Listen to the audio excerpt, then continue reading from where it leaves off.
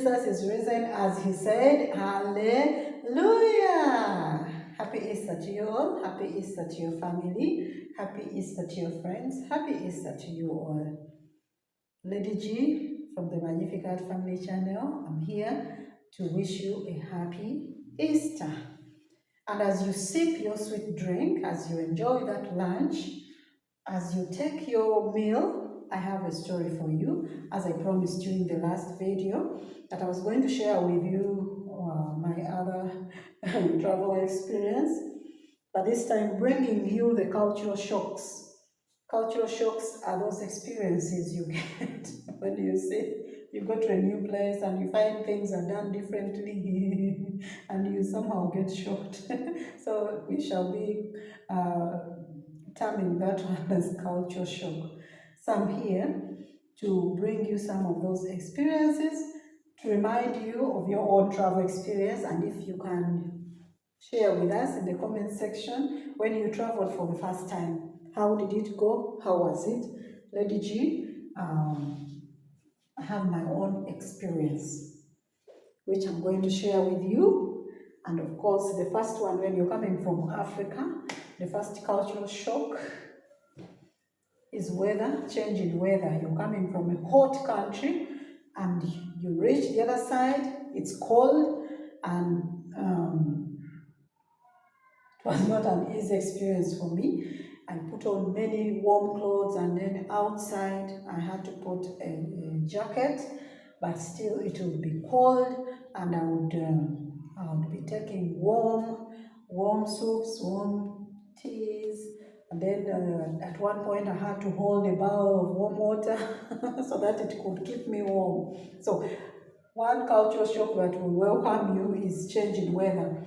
You're going to find it too cold when you go to those cold countries. Likewise, when our brothers and sisters from that side are coming to Africa, the weather, they find it too hot and they get that cultural shock. So that was the first one. What is your travel experience? What did you experience? How was it when you're going? How did you find it? If you can share with us in the comments section, we shall be very, very grateful to you, brothers and sisters. So,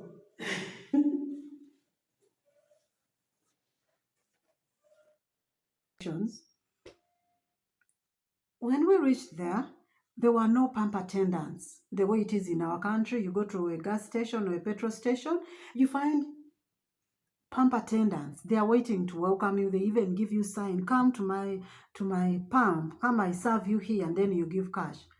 Friends, when we got to the pump station, call it a gas station, a petrol station, or whatever it is, the place was abandoned. It looked like an abandoned place. No one is there to serve us. I said, what? This whole place is abandoned? There is no one to serve us. No one is going to give us fuel. What is wrong with this place? Only to see the driver get out of the vehicle, puts a card like this one, puts the card somewhere, then he gets a pump and he fills the vehicle. Remember, we are coming from the airport. We haven't reached where we are going. So I'm seeing this one for the very first time. From the airport, before we reach where we are going, we find a gas station somewhere, and the driver, no one is there to serve us, and the driver is using a card to pump fuel in his car. That was the first cultural shock. Think about it. Your friend Lady G is seeing an abandoned gas station where there's no one, no attendant. That was the first one. We left and reached where we are going.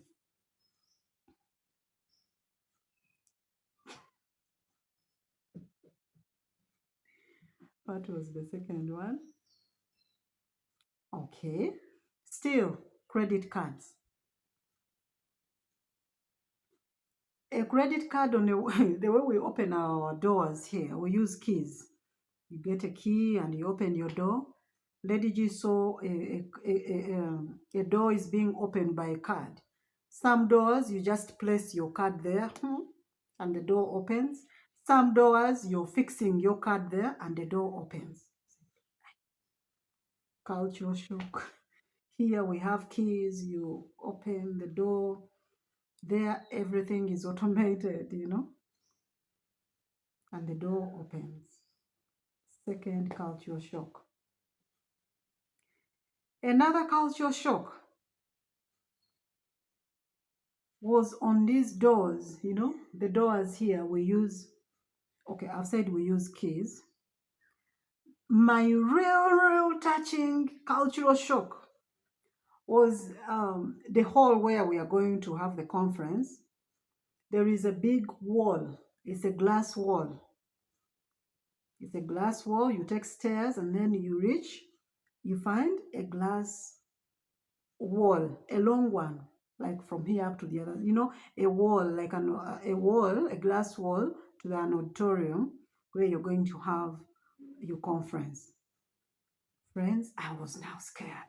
The glass looks black, and there are people who were ahead of me. They have already entered. Lady G is outside. Now I was figuring out, how am I going to open this door? As you're still thinking, you're trying to imagine, you're still contemplating what is going to happen. Once that wall senses you, the door opens itself. That was another shock, cultural shock. You're walking, you don't know how you're going to figure. You see before you reach where the sensor is, the wall is black, the glass is black, and the whole place is sealed. So you ask yourself, where am I going to pass? There are people who are ahead of me, they went, but for them, how did they open? My dear, once you reach the line where the sensor starts, says you, the door opened. And after you have entered, you have reached a certain distance, it will close itself. And should there be another person coming close to you, it will still try to open and close. So my brothers and sisters, that was my other cultural shock. Lady G is coming from far away now, is seeing new things. That was the third cultural shock, as we usually call it here. But that one reminded me something in scripture, something in faith that our Lord promised. Okay, it is promised that it is one of the promises of God that doors will open for you. It reminded me that God opens doors. So when I go, the place is sealed. I reach there at the sensor point, and then the door just opens itself. I take it seriously. Another culture shock was the refrigerators, which are not operated by anyone. They're just there in a public place. They're outside in a hall. You see soft drinks are there. What would happen in my place here? You would go find an attendant or a salesperson, give them money. They open for you and give you your soda or any other soft drink. The other side, the refrigerator will not be moving. Now, what happened with my brother, the way we had gone, in the evening, after the conference, after our dinner, we used to meet and laugh. What was your experience today? Then he would tell me his story. I will tell him my experience of the day. So we share about technology. Let me just say technology, whereby almost everything is automated. Now, these refrigerators, you needed to put money in a certain hole up here, then the money would your soda will be coming through an outlet which is down. It will just fall down and then it will come. You pick it from a tray, kind of a tray it comes. And if there is any change, your change will come even if it is 50 cents. It will come down through another outlet. That was also another cultural shock.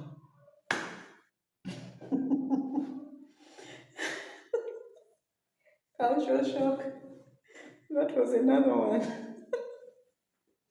What was your culture shock? What is your first culture shock? Another culture shock, friends, was taking wine for the first time. Lady G doesn't drink, doesn't take beer. Lady G doesn't take wine. But I can try if the wine isn't sweet, but still I'll take in moderation. Now what happened here, it was a common phenomenon to have wines almost everywhere. At every meal, wines were there. Now for me, I didn't know, I didn't get enough orientation. I was oriented on other things, but I did not get orientation as far as wines are concerned. Now there were all kinds of different colors of wines at table, and I didn't know how to choose. I could see people are choosing their own, they are pouring, they are serving themselves. You know, you just serve because it's in plenty. Now for me, I'm seeing creamish gold. I'm seeing this one which is almost clear white. I am seeing this one which is deep red. And I don't know which wine tastes how by the colors they present themselves. Now I said, let me use my imagination, let me use guesswork. I think the more the more colored, what can I say? Okay, if wine is too dark, is dark red, that wine should be very sour or it should be very bitter. But this one, which is cream, which is light, it looks diluted. Do you see this color? This one, this color. I said, let me choose wine which is this cream because it looks diluted. It will be sweet, I think. So I put water in a small glass. My dear friends, the first sip thing was bitter, was sour, and I feared to leave it in. I feared now. I've already poured it in a glass. How will I leave it there? I said, let me force myself, and I take it. I forced life, and I took all the wine which I had served myself. Yeah. It started now working on my head. I saw things changing. People running, chasing each other. The tables were now turning upside down. People's legs are going up, the heads are down. People are running, they are chasing each other. I was getting drunk until my head was rotating, and I was,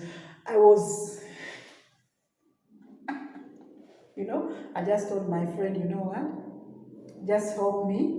I feel I want to go to my room, but if you can help me. So he came and held me on one hand. Another brother also held me on my other hand. They took me to my room to sleep, and they dropped me in my bed and I slept. That was my first time to take wine.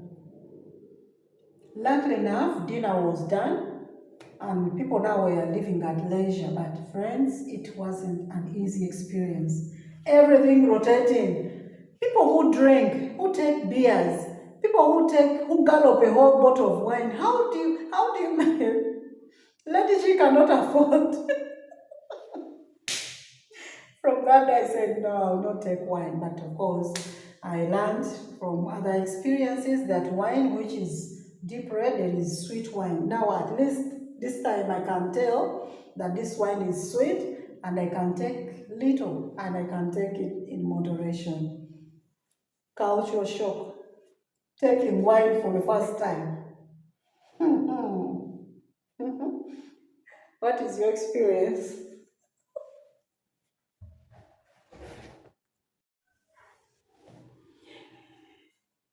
Another cultural shock I experienced was language barrier.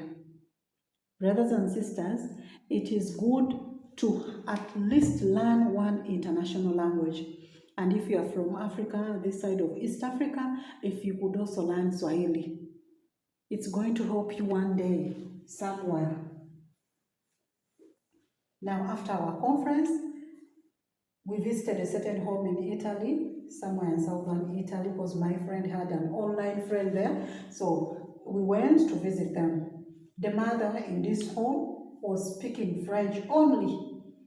And here I had learned French in senior 1 and senior 2. At least I had some little, I could remember a few words in French, but communication with this mother was a problem. The mother was so loving. She wants to communicate with me, but she cannot because her French is too concentrated that I can't afford it. I could pick a few words, but then I could not carry on a conversation, a meaningful conversation with her, to an extent that we had to write.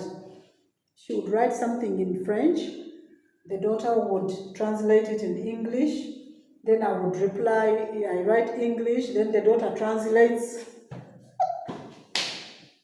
You can imagine. Language barrier. Parents, encourage your children to learn languages. Those who can, learn at least some languages. There are these international languages which are quite similar, that if you know one language, if someone will speak in another language, you're likely to connect them. At least learn one international language or two languages. One time it might help you, especially as you travel. I thought all doors were going to open automatically when I come. They open for the child of God. There was a door which did not open, and that was when we are going to the train, to the railway station.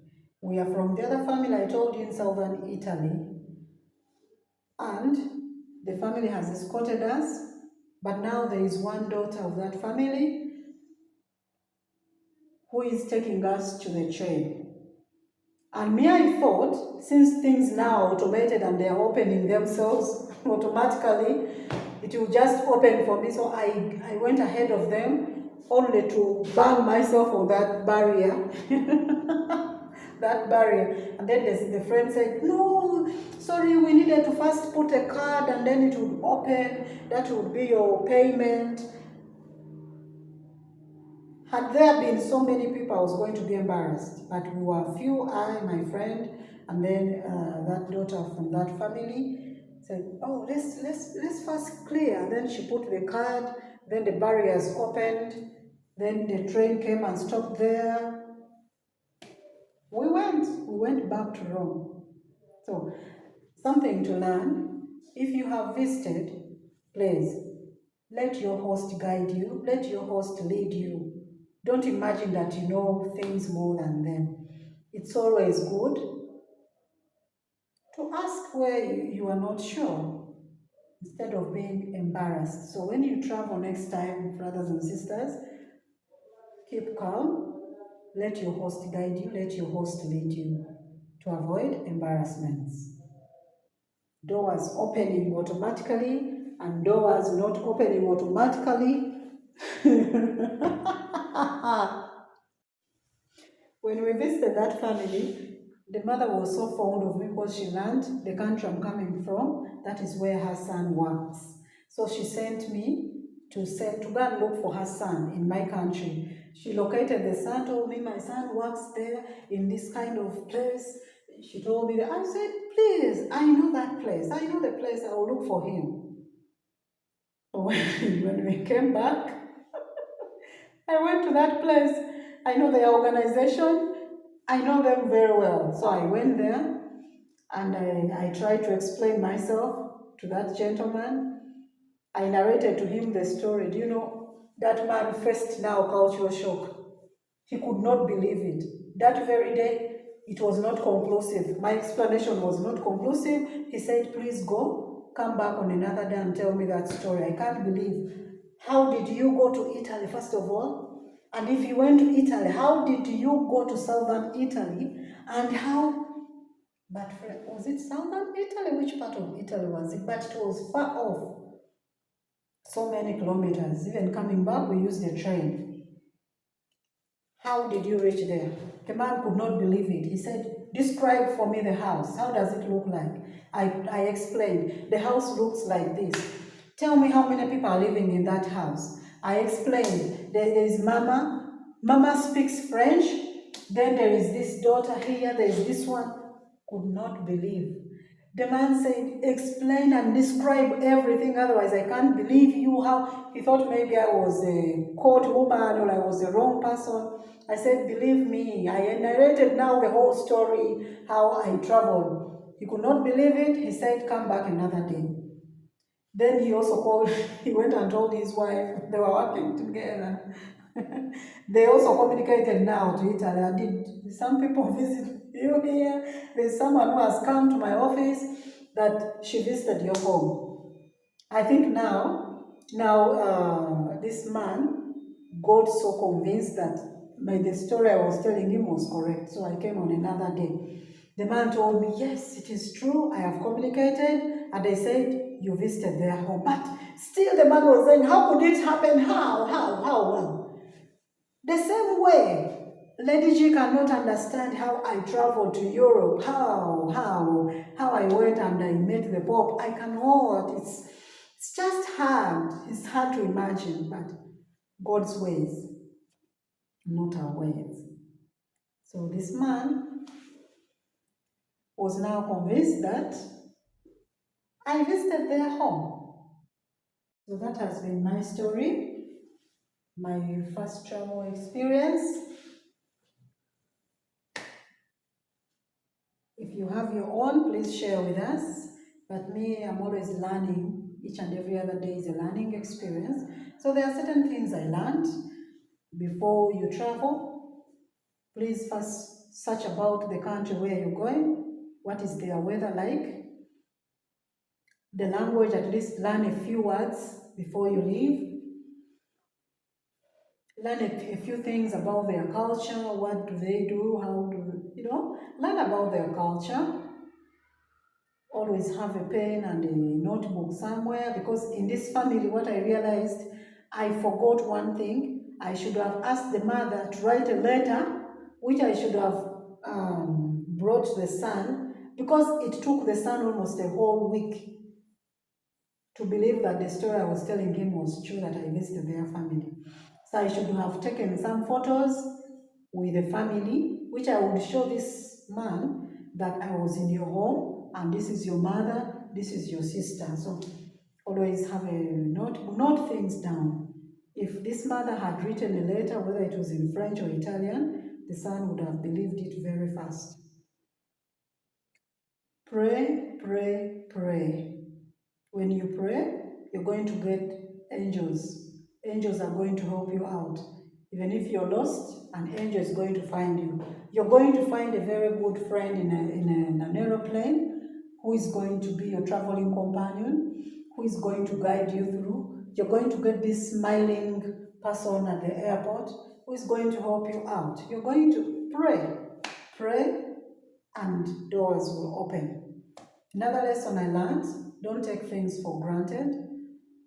Be open to learning. Every day, we are learning. Every day that comes is a day for learning. Your first travel experience is going to now lead you to other experiences. This time, your first travel experience is preparing you for greater opportunities. Because when I moved the first time, now when I went to another country, life was not as it was in the first country where I went. Be willing to learn, pray, make friends, have friends, keep contacts of people. So this is my story. I hope you've loved it. We shall meet again on another story. Bye for now and happy Easter.